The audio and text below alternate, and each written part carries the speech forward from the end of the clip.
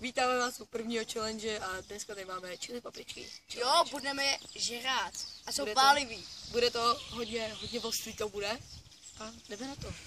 Připravení chili papričky a můžeme se do toho pustit. Mám nejdelší, že 3, 2, 1, teď. Hotovo, jedna. Už mám druhou jednu.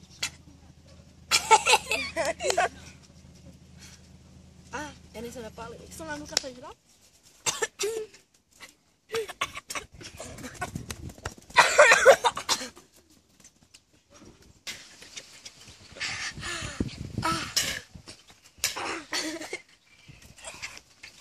Hrozný. Mě pálí uši.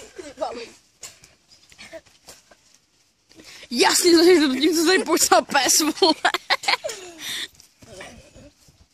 To je hrozný.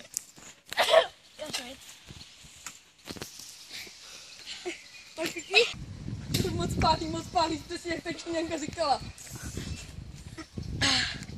Jo, Alfrede, pálej ty chili papričky.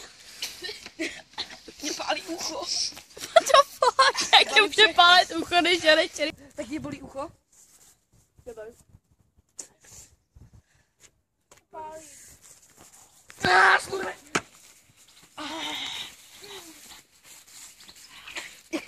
Jen si dej, nepálí to. Jen si dej. Nechci.